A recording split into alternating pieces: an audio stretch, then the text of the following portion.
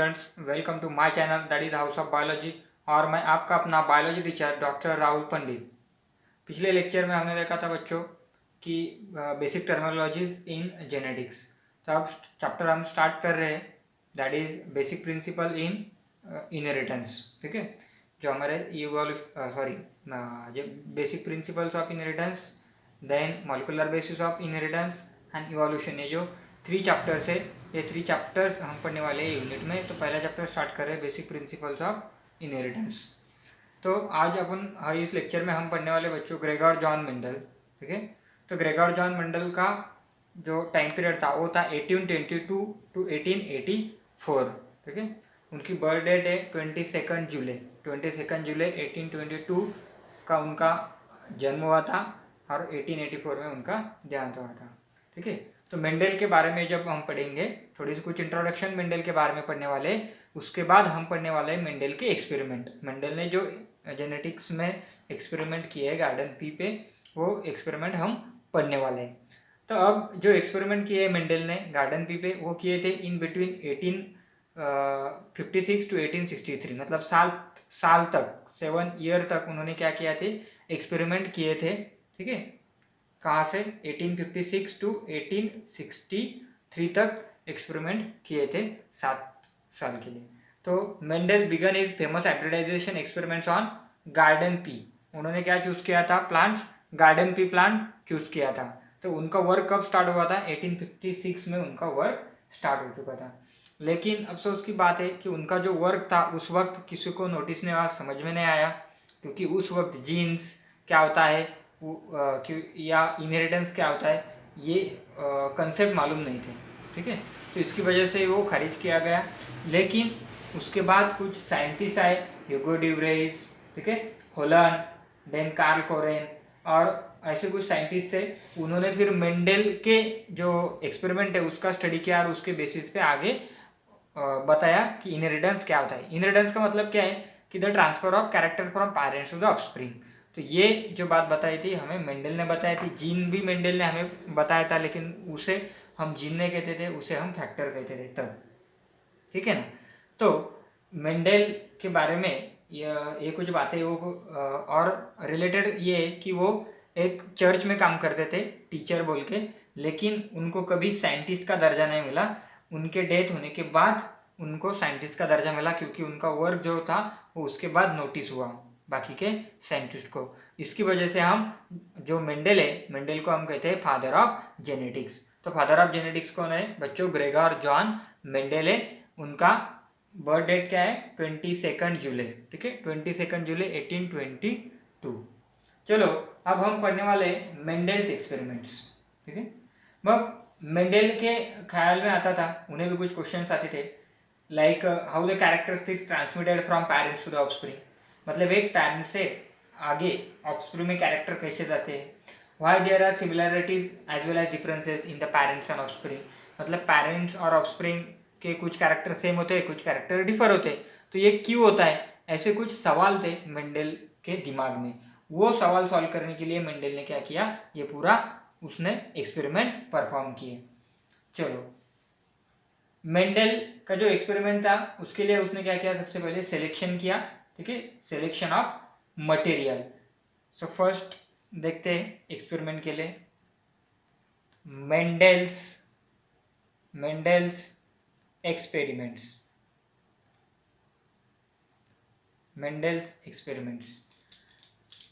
उसके अंदर हम क्या देखेंगे, मेंडल्स के एक्सपेरिमेंट के अंदर हम देखेंगे सिलेक्शन ऑफ मटेरियल देखेंगे। मतलब एक्सपेरिमेंट करने के लिए उन्होंने कौन सा मटेरियल यूज किया। तो मेंडल ने क्या किया, मेंडल ने चूज किया था, Mendel choice is garden pea plant जो है वो उन्होंने चूज किया था, गार्डन पी प्लांट। अब देखिए गार्डन पी प्लांट है, क्यों चूज किया, कुछ कैरेक्टरिस्टिक है गार्डन पी प्लांट के, उसकी वजह से उन्होंने वो चूज किया था। क्या थे, तो गार्डन पी जो था, गार्डन पी इज एनुअल था। ठीक है, एनुअल प्लांट था। So it completes it's life cycle with in 3 to 4 months। सो एक ही साल के अंदर क्या होता था, वो 3 जनरेशन उसके ले सकता था। देन स्मॉल प्लांट था, हर्बेशियस प्लांट था, तो छोटे से प्लॉट के अंदर बहुत उसके प्लांट्स आ सकते थे, ठीक है। देन सेल्फ पॉलिनेटिंग था, मतलब क्या है, तो इसके अंदर एंड्रोशियम गायनोशियम दोनों साथ प्रेजेंट रहते थे, तो जनरेशन जो होना है, पॉलिनेशन जो इजी हो सकता था क्योंकि सेल्फ पॉलिनेटेड था। और सेल्फ पॉलिनेशन होने के बाद भी अगर हमें उसका क्रॉस करना है, हाइब्रिडाइजेशन करना है, तो हाइब्रिडाइजेशन करने के लिए हमें क्या करना पड़ता है, ये एक फ्लावर है, दो फ्लावर में सपोज एंड्रोशियम एंड गायनोशियम, अगर ये इसके अंदर एंड्रोशियम गायनोशियम भी प्रेजेंट है, एंड्रोशियम गायनोशियम भी प्रेजेंट है, ठीक है, दैट इज बायसेक्सुअल। सो क्या होने वाला है, इसके अंदर सेल्फ पॉलिनेशन, इसके अंदर सेल्फ पॉलिनेशन, क्रॉस पॉलिनेशन करने के लिए क्या करना पड़ेगा, इसके जो एंथर है ये इसके गायनोशियम पे हमें डिपॉजिट करने होंगे, तो उसे हम कहते हैं इमैस्कुलेशन प्रोसेस। मतलब क्या, तो ये जो एंथर है, यहाँ के एंथर निकाल डालने के, ठीक है, कि ये फ्लावर के एंथर निकाल डालने के, ये एंथर यहाँ से लेके इस पे डस्ट कर डालने के, तो क्या होने वाला है, ये प्लांट के एंथर और ये प्लांट का ओवियम, तो क्या होने वाला है, हाइब्रिडाइजेशन क्रॉस होने वाला है, तो ये इसे हम कहते हैं इमैस्कुलेशन। तो ये भी बहुत इजी होता है गार्डन की प्लांट में, उसे हम कहते हैं आर्टिफिशियल क्रॉस के लिए जो हमें चाहिए इमैस्कुलेशन प्रोसेस भी बहुत इजी होता है गार्डन की प्लांट में, इसकी वजह से उन्होंने चूज किया था। ये कुछ कैरेक्टरिस्टिक है कि जिसकी वजह से मेंडल ने उनका मटेरियल में जो प्लांट चूज किया था वो क्या था, गार्डन पी प्लांट था, ठीक है। चलो अब आगे देखते हैं हम Mendel's characters, Mendel's 7 pairs of contrasting traits.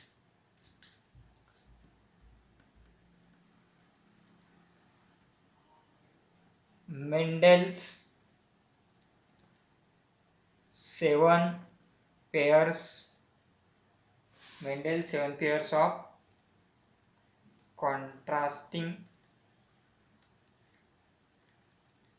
traits, ऐसे हम कैरेक्टर बोल सकते हैं, ठीक है। मतलब मेंडल ने कौन से 7 कैरेक्टर चूज किए थे, ठीक है ना, 7 पेयर।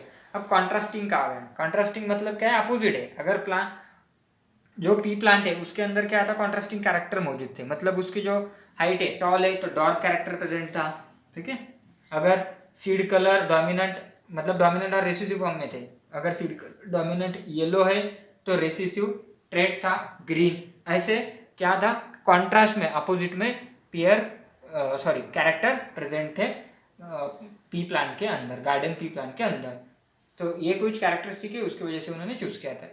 तो वो कौन से 7 कैरेक्टर थे, 7 पेयर्स से, वो हम देखने वाले हैं, Mendel 7 pairs of contrasting traits. चलो इधर हम लिखते हैं कैरेक्टर, यहाँ पर लिखेंगे कैरेक्टर, ठीक है, कैरेक्टर, यहाँ पर लिखेंगे डोमिनेंट ट्रेट, डोमिनेंट, और यहाँ पर लिखेंगे रिसेसिव, ठीक है, रिसेसिव ट्रेट। चलो अब कैरेक्टर, फर्स्ट है सीड शेप,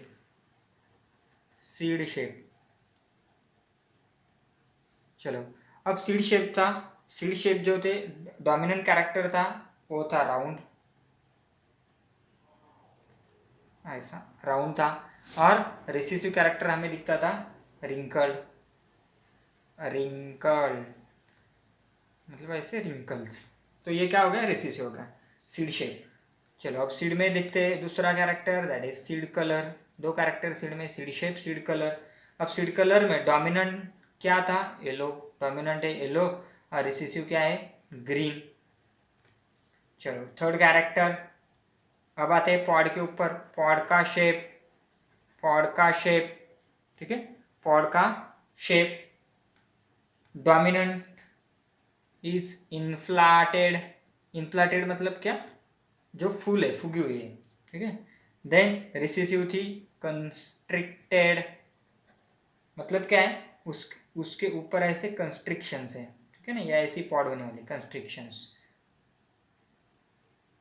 ये हो गई कंस्ट्रिक्टेड, हो गए पॉड शेप। चलो नेक्स्ट कैरेक्टर, अब पॉड शेप देख लिया, पॉड का colour, fourth character that is pod colour. अब डोमिनेंट क्या था पॉड कलर में, ग्रीन, ग्रीन, और रिसेसिव क्या है, येलो। इधर हम क्या लिख रहे हैं, डोमिनेंट, यहाँ पर क्या लिख रहे हैं, रिसेसिव। अब देखिए जो सीड कलर था उसके अपोजिट है, सीड कलर डोमिनेंट येलो, लेकिन पॉड का कलर डोमिनेंट है ग्रीन, ये अपोजिट है, आपको याद रखने का है। चलो फिफ्थ कैरेक्टर देखते हैं। Fifth one is flower colour, flower colour. अब फ्लावर कलर में हम सीधा देखते हैं, कलर्ड फ्लावर था या वाइट फ्लावर है। कलर में भी वो स्पेसिफिक क्या था, उसके गार्डन पी के वायलेट कलर के फ्लावर थे, ठीक है।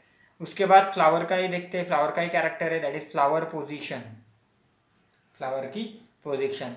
उसके अंदर डोमिनेंट थी एक्सियल और रेसेसिव थी टर्मिनल, टर्मिनल, ठीक है। एक्सियल का मतलब क्या है, चलो देखो यहाँ पर देखते हैं, ये ऐसा प्लांट है, ठीक है, इसके ऊपर कुछ लीव्स है, तो फ्लावर कहाँ पे होने वाले हैं, यहाँ पर बीच में एक्सिस पे, ठीक है, यहाँ पर एक्सिस पे फ्लावर, तो हो गया एक्सियल। और टर्मिनल का मतलब क्या है, तो ये जो टर्मिनल एंड है वहाँ पर क्या होने वाला है, फ्लावर प्रेजेंट होने वाला है। तो ये फ्लावर है, ये फ्लावर है, इधर क्या है, लीव्स। तो ये कैरेक्टर टर्मिनल रिसेसिव था और एक्सियल डोमिनेंट था। और फिर last 7 character, that is stem height, stem height. Stem height में आपको सबको पता होगा, टॉल और रिसेसिव डॉट। देखो बच्चों, ये जो 7 पेयर ऑफ कंट्रास्टिंग कैरेक्टर है मेंडल के, ये आपको क्लास 10 में भी हो चुके थे, ठीक है ना। लेकिन इसके आगे हम पढ़ने वाले हैं कि ये कैरेक्टर का हम मोनोहाइब्रिड क्रॉस, डाइब्रिड क्रॉस कैसे करते हैं, ठीक है ना, और उसका यूज मेंडल ने कैसे किया। तो चलो यहाँ पर ये हमने 7 कैरेक्टर देख लिए, एक बार रिवाइज करते हैं। कौन से कैरेक्टर है, सीड के 2 कैरेक्टर है, सीड का शेप, सीड का कलर। पॉड के 2 कैरेक्टर है, पॉड का शेप, पॉड का कलर। फ्लावर के 2 कैरेक्टर है, फ्लावर कलर, फ्लावर पोजीशन। और स्टेम का character that is stem height. लेकिन ये क्या कॉन्ट्रास्ट में प्रेजेंट है, मतलब टॉल डार्क, ये अपोजिट हो गया, that is contrast. Axial terminal, colour white, green yellow, तो कॉन्ट्रास्ट हो गया, अपोजिट हो गया। इसकी वजह से हमने कहा है कंट्रास्टिंग कैरेक्टर। और कितने पेयर है, 7 पेयर है, 1 2 3 4 और 5 6 7, 7 कैरेक्टर है। लेकिन एक ऐसे पेयर में डोमिनेंट रिसेसिव, डोमिनेंट रिसेसिव, इसी की वजह से हमने क्या कहा है इसे, Mendel's 7 pairs of contrasting traits और कंट्रास्टिंग कैरेक्टर। चलो अब मेंडल के एक्सपेरिमेंट के जो स्टेप्स है, वो स्टेप्स पढ़ने से पहले हम कुछ जेनेटिक सिंबल्स पढ़ने वाले, जो हमें आगे जाके मोनोहाइब्रिड क्रॉस में हम यूज करने वाले हैं। तो देख लेते हैं जेनेटिक सिंबल्स, जेनेटिक सिंबल्स, ठीक है। चलो कुछ सिंबल होता है, पी का मतलब क्या होता है, पी क्या रिप्रेजेंट करता है, पेरेंटल जनरेशन, पेरेंटल जनरेशन। चलो देन आपको दिखेगा F1 दिखेगा, F1 का मतलब क्या है, फर्स्ट फिलियल जनरेशन। फिलियल का मतलब होता है बच्चों सन, लैटिन वर्ड है, उसका मतलब होता है सन, फिलिन, फिलिन का मतलब है सन, मतलब क्या, फर्स्ट सन। अगर ये प्लांट है ए और बी, ये पेरेंट प्लांट है, और ए और बी ने क्या प्रोड्यूस किया, ए बी प्रोड्यूस किया, ए बी कैरेक्टर वाला, तो ये क्या हो गया, F1 जनरेशन हो गया, ठीक है ना, ये फर्स्ट सन हो गया इन दोनों का। So that is F1 generation, हम उसे कहते हैं।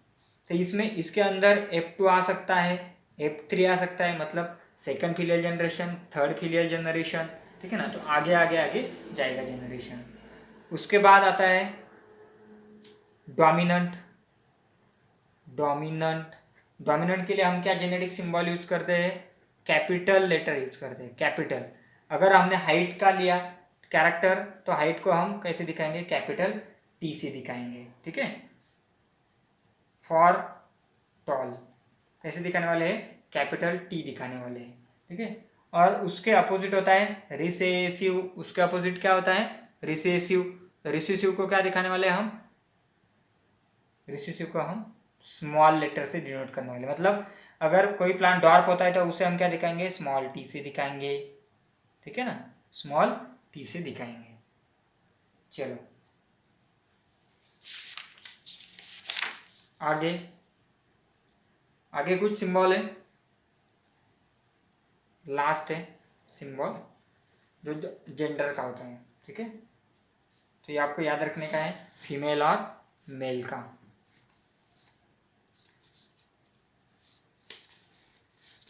चलो फीमेल, तो ये सिंबल होता है फीमेल का और ये होता है मेल का, ठीक है। ये हो गया हमारे सिंबल्स, ठीक है। जेनेटिक सिंबल्स हमने देख लिए इसके अंदर। अब इसके बाद जो हम पढ़ने वाले हैं वो पढ़ने वाले प्रोसीजर ऑफ द एक्सपेरिमेंट्स, कि जो मेंडल था, मेंडल ने कैसे प्रोसीजर की एक्सपेरिमेंट की, ठीक है, क्या क्या उसने किया था। तो चलो देखते हैं procedure of the experiments, Mendel ने कैसे एग्जैक्टली एक्सपेरिमेंट को परफॉर्म किया था, क्या प्रोसीजर उसने यूज की थी।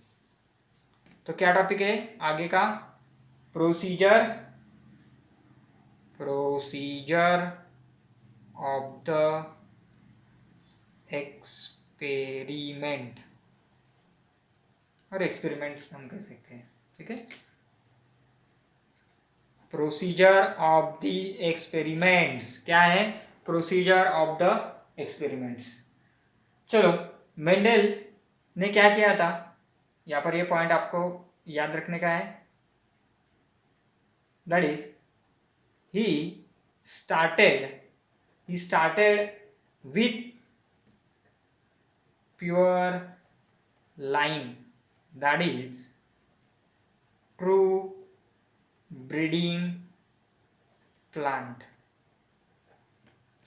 अब यहाँ पर हमने पिछले लेक्चर में देखा था कि ट्रू ब्रीडिंग क्या होता है या प्योर लाइन क्या होता है, जो वही कैरेक्टर आगे सेम कैरेक्टर प्रोड्यूस करता है, उसमें मिक्सिंग नहीं होती है। टॉल तो वो प्योर टॉल होता है, हाइब्रिड टॉल नहीं होता है, उसे हम कहते हैं प्योर लाइन।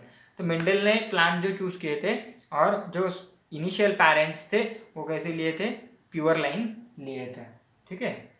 सो मेंडल के जो एक्सपेरिमेंट है, एक प्रोसीजर है, वो उसने 3 स्टेप में कंप्लीट किया था। तो चलो देखते हैं 3 steps of experiment. 3 step procedure थी, मेंडल ने जो परफॉर्म किया प्रोसीजर वो क्या थी, 3 स्टेप प्रोसीजर। चलो फर्स्ट स्टेप है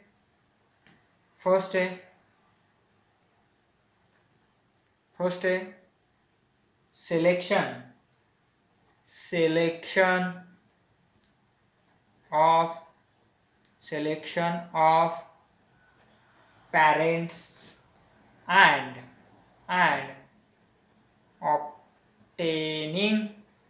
obtaining selection of parent and obtaining pure line. जो हमने बताया कि उसने क्या किया था, मेंडल ने प्योर लाइन के स्टार्ट किया था। तो हम क्या करने वाले, फर्स्ट स्टेप में क्या किया, उसने पेरेंट सेलेक्ट किए और उससे क्या किया, प्योर लाइन ऑब्टेन किया। प्योर लाइन का मतलब क्या है, प्योर लाइन, और उसे हम कहते हैं ट्रू ब्रीडिंग, मतलब they produce offspring with the same selected trait, ठीक है ना। मतलब उसने टॉल ये ट्रेट सेलेक्ट किया है तो आगे वो जाके प्लांट क्या देने वाला है, सिर्फ आपको टॉल ही देने वाला है, ठीक है ना। उसे हम कहते हैं प्योर लाइन, ठीक है। उसके अंदर दोनों जीन क्या होने वाले, वो सेम रहने वाले, दैट इज प्योर, मतलब टॉल प्लांट। देखो चलो समझो, ये क्या होगा टॉल, तो ये प्योर है, और ये स्मॉल टी ये रिसेसिव, लेकिन ये प्योर लाइन है, ठीक है ना। तो इसके बीच उसने क्या किया, क्रॉसिंग किया। तो सीधा सा सिंपल फर्स्ट स्टेप है selection of parents and obtaining the pure line. इससे क्या किया उसने, प्योर लाइन को ऑब्टेन कर लिया। चलो नेक्स्ट स्टेप है सेकेंड स्टेप, ये इंपॉर्टेंट है, दैट इज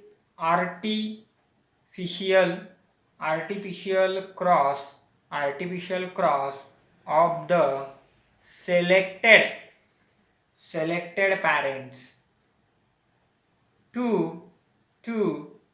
obtain,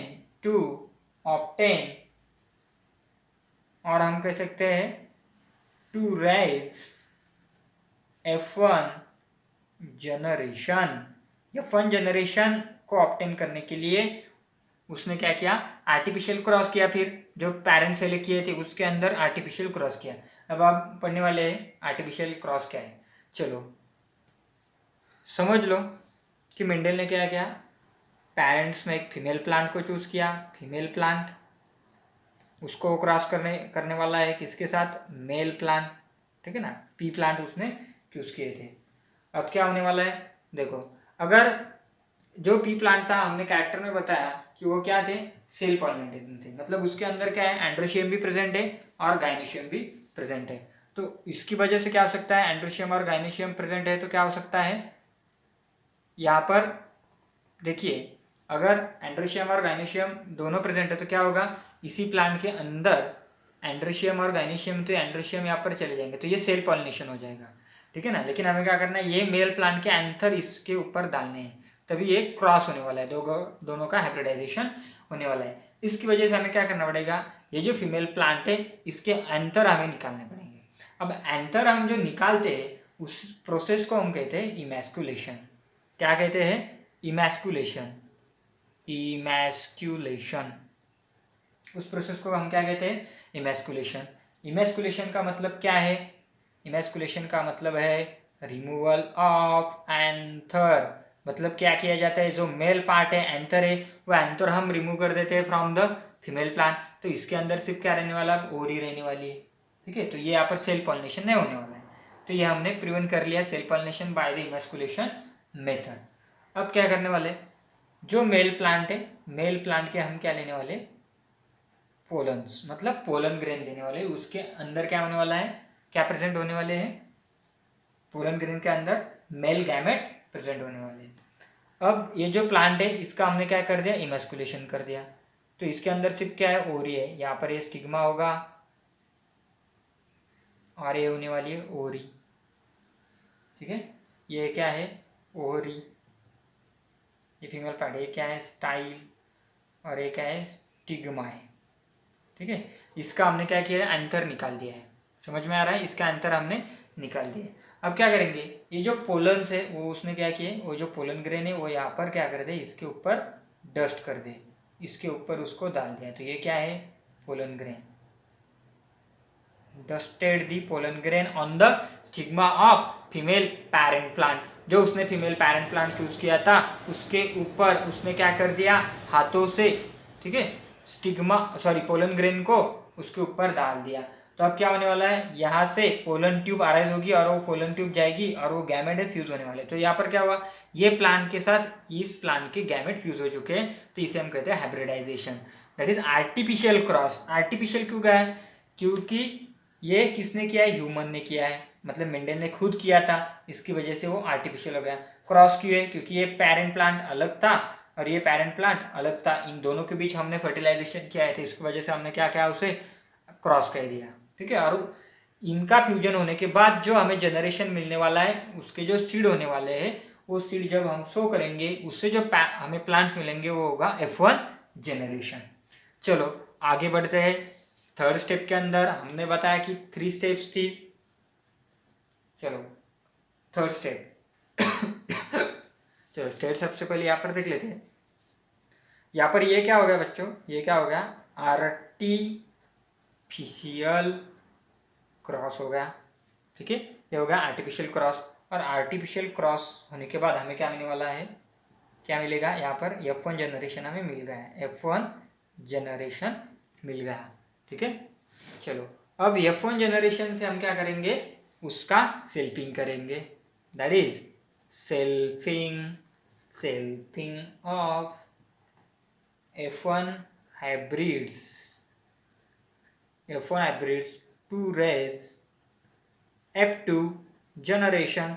मतलब F1 की जो प्लांट है, F1 जनरेशन में हमें जो प्लांट मिले सीड शो करने के बाद, उससे जो सीड मिलेंगे उसका हम क्या करेंगे, उनकी सेल्फिंग करेंगे, और उसके बाद हमें क्या मिलेगा, आगे का generation, that is F2 generation. So Mendel allowed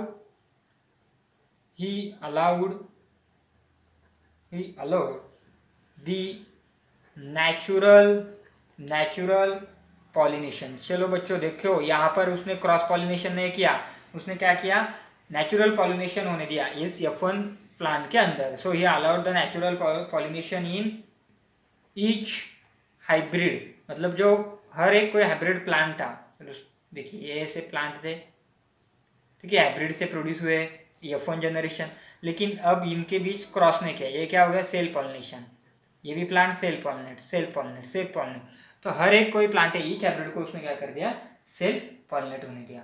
और क्या किया, पॉलिनेशन होने के बाद जो सीड कलेक्ट किए so collected seeds and then finally raised F2 generation उसने ऑब्टेन किया उस प्लांट के थ्रू। समझ में आ रहा है, सिंपल है। देखो डायग्रामेटिकली हम देख लेते हैं ग्राफिक की मदद से। देखिए अब ये कोई एक पेरेंट प्लांट था, सपोज ए और इसके साथ बी, ये क्या हो गया पेरेंट, ठीक है, इसे हम क्या कहेंगे पी, हमने जेनेटिक सिंबल पढ़ लिए, पी मतलब पेरेंट जनरेशन। अब ये पेरेंट के अंदर उसने क्या किया, फर्स्ट स्टेप ने हमें क्या बताया प्योर लाइन ऑब्टेन की, ठीक है, वो हो गए पेरेंट। अब सेकंड स्टेप क्या बताया, आर्टिफिशियल क्रॉस किया, आर्टिफिशियल क्रॉस मतलब ये प्लांट के बीच के अंदर क्रॉस किया तो हमें क्या प्रोडक्ट मिला, ए बी मिला।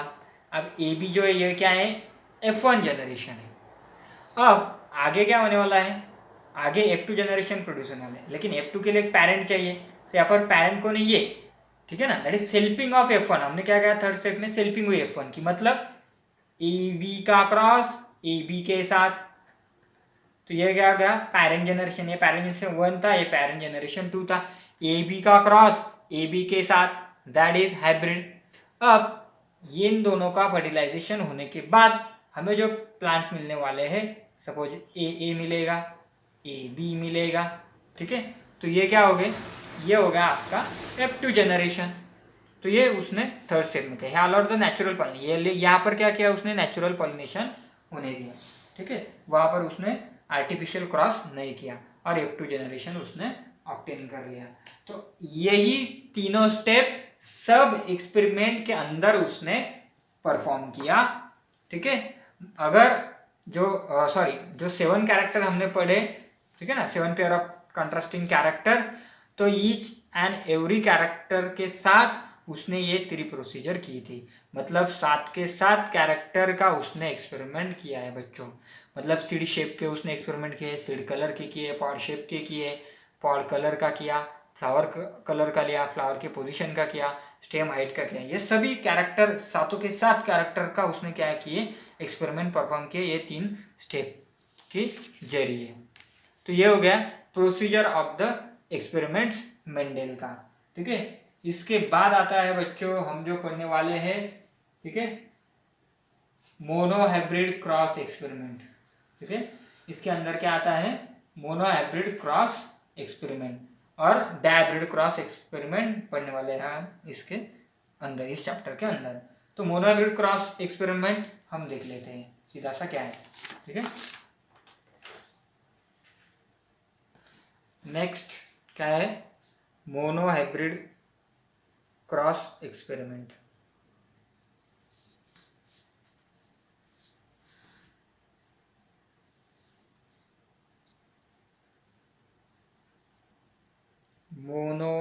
मोनोहाइब्रिड क्रॉस एक्सपेरिमेंट क्या है, monohybrid cross experiment.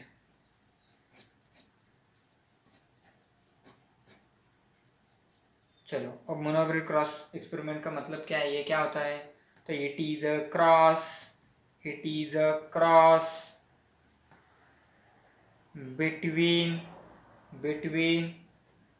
two pure parents। क्या कह रहा है बच्चों, it is a cross between 2 pure parents differing in a single pair of contrasting character.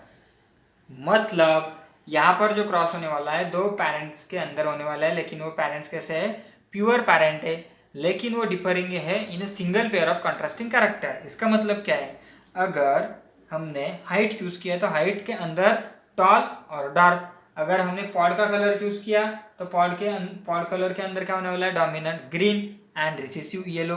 तो सिंगल पेयर, दो हम पेयर नहीं लेने वाले, मतलब हाइट और पॉड का शेप या हाइट या पॉड का कलर, ये दो कैरेक्टर यहाँ पर साथ में नहीं होने वाले। यहाँ पर एक टाइम के लिए एक ही कैरेक्टर होने वाला है, सिंगल पेयर होने वाला है। मतलब एक तो हाइट होने वाली है, एक तो पॉड का कलर होने वाला है, एक नहीं तो पॉड का शेप होने वाला है, ठीक है। ऐसे कैरेक्टर होने वाला है, दैट इज सिंगल पेयर होने वाली है। इसे हम कहते हैं मोनोहाइब्रिड क्रॉस एक्सपेरिमेंट। इतना सिंपल है। अब देखिए इसके अंदर भी स्टेप होने वाले, ठीक है ना। सिंपल सी बात है, हमने क्या बताया कि 3 स्टेप्स होते हैं। मेंडल ने हर कोई एक्सपेरिमेंट जो 3 स्टेप में कंप्लीट किया है उसकी प्रोसीजर हमने अभी पढ़ ली है। तो चलो क्या होने वाला है, अगर ये क्रॉस होने वाला है बिटवीन 2 प्योर पेरेंट्स, तो मोनोहाइब्रिड के लिए क्या किया उसने, फर्स्ट देख लेते हैं। Mendel selected pure tall pea plant, ठीक है ना। प्रोसीजर में हमने देखा था कि क्या करने वाला है, हम वहां पर सिलेक्शन ऑफ पेरेंट्स करते हैं, ठीक है ना, और प्योर लाइन ऑब्टेन करते हैं। ये प्रोसीजर में देखा, फर्स्ट प्रोसीजर स्टेप। तो Mendel selected a pure tall pea plant, उसने क्या किया, एज अ फीमेल उसे चूज किया, ठीक है। Tall plant as a female and dwarf pea plant as male. समझ में आ रहा है। टॉल पी प्लांट उसने क्या किया, फीमेल लिया, और डॉर्फ पी प्लांट उसने मेल लिया। चलो अब आगे क्या होने वाला है, स्टेप सेकेंड में क्या किया था, आर्टिफिशियल क्रॉस। प्रोसीजर में हमने देखा आर्टिफिशियल क्रॉस। सो क्या लिखने वाले हैं हम, देखो चलो, आर्टिफिशियल क्रॉस एंड ऑब्टेन कौन सा जनरेशन, F1 जनरेशन। और इस F1 जनरेशन के अंदर मेंडल को क्या दिखा, तो मेंडल को दिखा all plants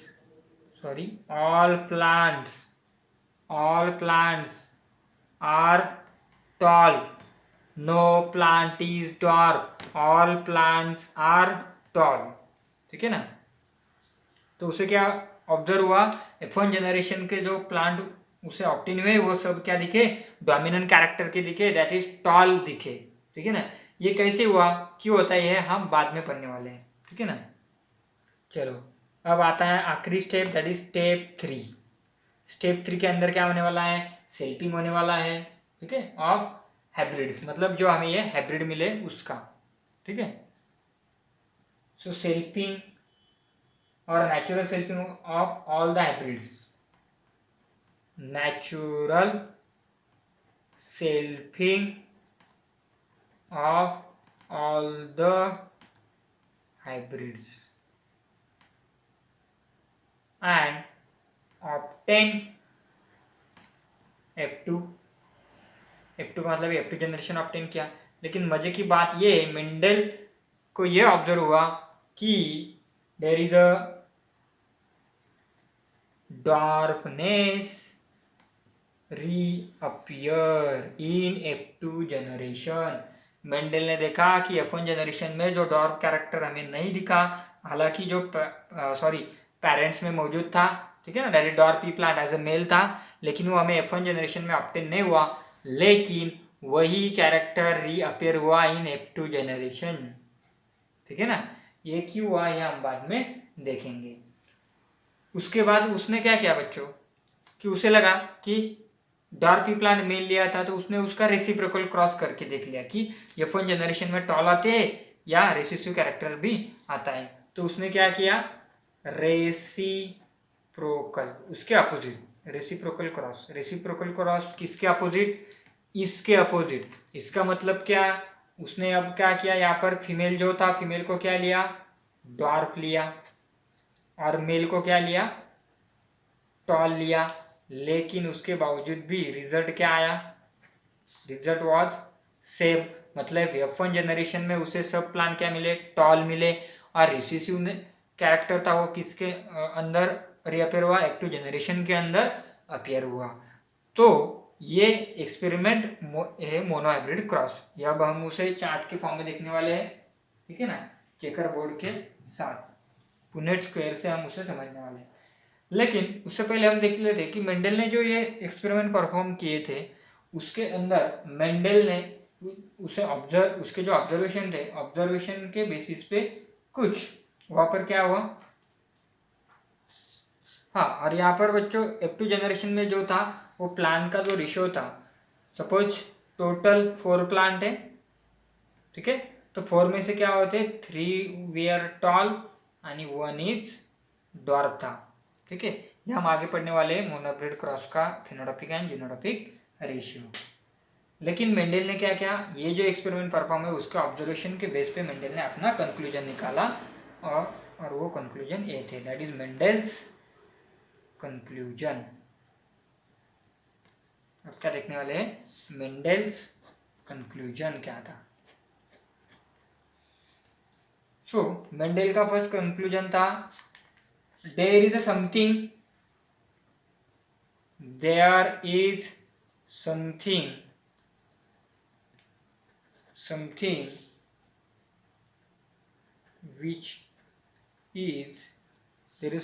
which is passed down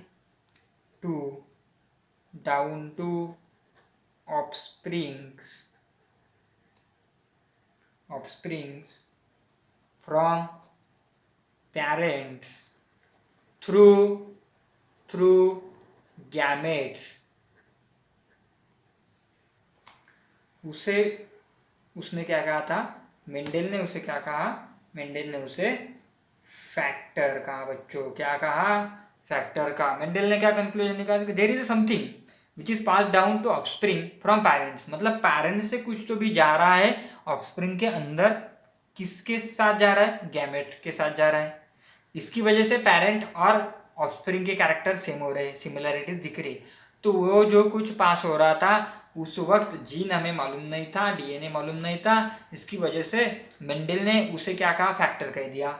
लेकिन वही फैक्टर आज हम प्रेजेंट डे में उसे क्या कहते हैं, जीन कहते हैं। इसी फैक्टर को हम प्रेजेंट डे में क्या कहते हैं बच्चों, जीन कहते हैं। तो इतना बड़ा ये महान थे मेंडल, इसकी वजह से हम उन्हें फादर ऑफ जेनेटिक्स कहते हैं।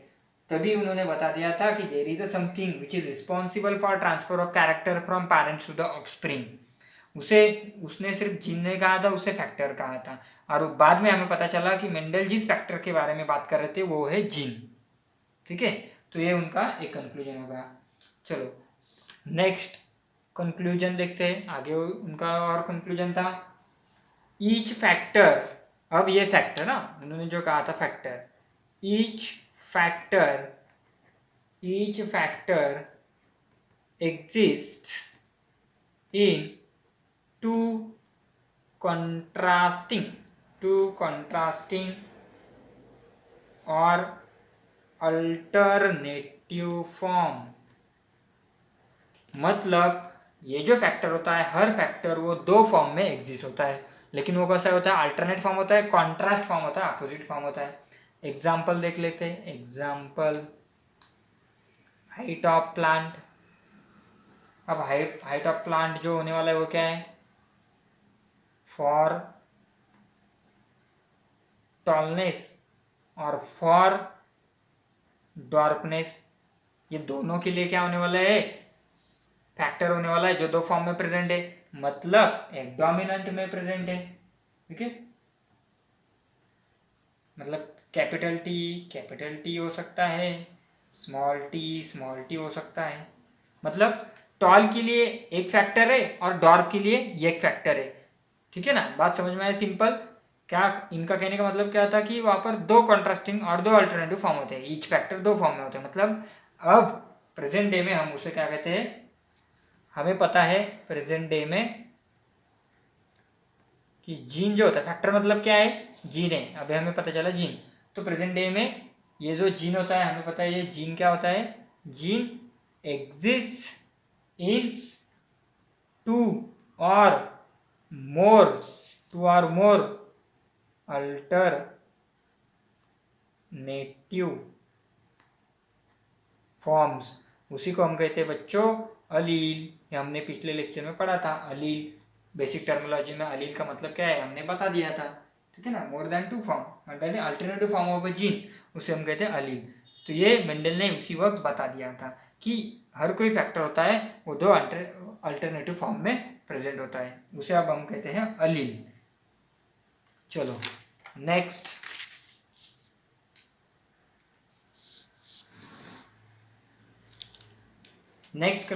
कंक्लूजन क्या था मेंडल का, that is third conclusion of the Mendel. Third conclusion में मेंडल ने बताया in an organism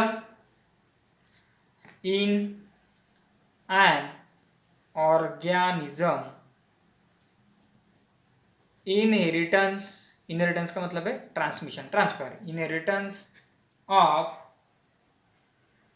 each character is controlled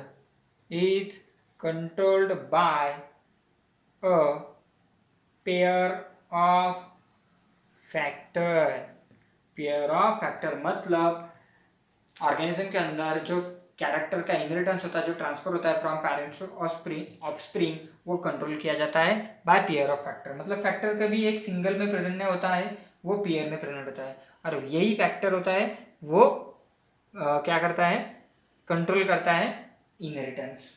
मतलब वन फैक्टर होता है, वन फैक्टर फ्रॉम मेल, और दूसरा फैक्टर होता है अदर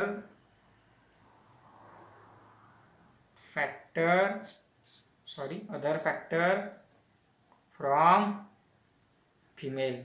मतलब जो 2 फैक्टर होते हैं उसके अंदर एक फैक्टर होता है मेल का, एक फैक्टर होता है फीमेल का, ठीक है। गाड़ी जैसे हम देखते हैं गैमेट जो होते हैं, मेल और फीमेल के गैमेट होते हैं, तो उसके अंदर मेल के 23 क्रोमोसोम, फीमेल के 23 क्रोमोसोम होते हैं, तो वहाँ पर क्या हो जाती है, पेयरिंग हो जाती है, मतलब 2 फॉर्म में जीन प्रेजेंट रहते हैं, ठीक है। चलो next conclusion, that is fourth conclusion, in F1 generation, F1 का मतलब है F1 generation, factors do not mix with, factor का मतलब है gene, do not mix with each other but just remain together. Simple बात है, क्या बताया मेंडल ने कि F1 जनरेशन के अंदर जो फैक्टर होते हैं, जीन होते हैं, वो मिक्स नहीं होते, लेकिन वो साथ में रहते हैं, ठीक है ना। मतलब कैसा, कैपिटल टी स्मॉल टी। अब देखो 2 अलग है, ये डोमिनेंट है, रिसेसिव। ये F1 में हमें दिखते हैं हाइब्रिड आते हैं, सब प्लांट ऑब्टेन होते हैं हमें हाइब्रिड, ठीक है। F1 में हमने कहा था सब डोमिनेंट कैरेक्टर आया दैट इज टॉल, लेकिन ये हाइब्रिड है, तो ये यहाँ पर मिक्सिंग नहीं है, लेकिन ये साथ है, ठीक है ना, अलग अलग नहीं। इसके साथ डोमिनेंट के साथ रिसेसिव भी है, लेकिन एक्सप्रेस जब होता है तब टॉल ही होता है, तो मिक्सिंग नहीं हुई कैरेक्टर की, टॉल और डॉर्क मिक्स होके बीच में की हाइट नहीं निकली, वो टॉल ही निकला, ठीक है ना। तो आगे जाकर उन्होंने बताया during gamete formation these factors, मतलब ये जो फैक्टर होते हैं, ठीक है, दीज फैक्टर्स सेपरेट, मतलब कब सेपरेट होते हैं, वो जो साथ प्रेजेंट होते हैं during gamete formation, separate, and each gamete receives only one factor from each pair of factor।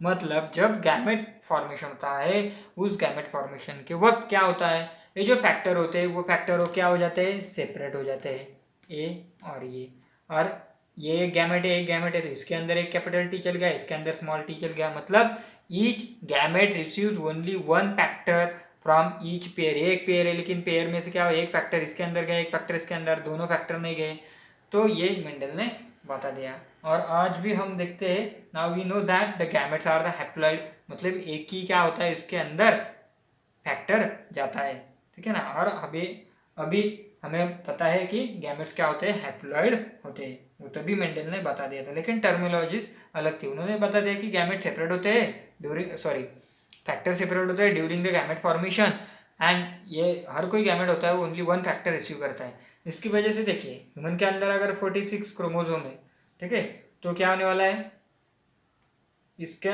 जो पेयर में प्रेजेंट है दैट इज 23 पेयर, तो पेयर में से एक एक जाने वाला है। तो इसकी वजह से क्या होता है, 23 जो 46 क्रोमोसोम है जो कि 23 पेयर में मौजूद है, 23 पेयर, इसका डिवीजन हो जाता है 23 मतलब हर एक गैमेट के अंदर 23 हाफ ऑफ नंबर जाने वाले हैं, ठीक है। क्योंकि वो क्या हो जाता है, ये जो पेयर है 23 ये सेपरेट हो जाते हैं ड्यूरिंग द गैमेट फॉर्मेशन, जो मेंडल ने एक बार बता दिया था, ठीक है। तो ये मेंडल के क्या थे, कंक्लूजन थे on the basis of his monohybrid cross experiment. तो यहाँ पर हमने मोनोहाइब्रिड क्रॉस एक्सपेरिमेंट का बेसिक भी देख लिया। इसके आगे के लेक्चर में हम देखेंगे बच्चों मोनोहाइब्रिड क्रॉस एक्चुअल में एग्जांपल लेके, और मोनोहाइब्रिड क्रॉस का हम कुछ डिस्कशन करेंगे कि इसके अंदर ये रेशियो कैसे आया, क्यों आया, ठीक है ना, दैट इज एक्सप्लेनेशन। अब मोनोहाइब्रिड क्रॉस करने के लिए हम यूज करने वाले हैं ग्राफिकल मेथड यूज करने वाले हैं, ठीक है। उसके अंदर हम चेकर बोर्ड, दैट इज जो साइंटिस्ट था, ठीक है ना, उसे हम कहते हैं चेकर बोर्ड, ठीक है। तो उस चेकर बोर्ड के हेल्प से हम क्या करने वाले हैं, मोनोहाइब्रिड क्रॉस एक्सपेरिमेंट जो है वो देखने वाले हैं, ठीक है। तो ये हम आगे के लेक्चर में देखेंगे। तो I hope you like this lecture, so please like, share and comment. Thank you.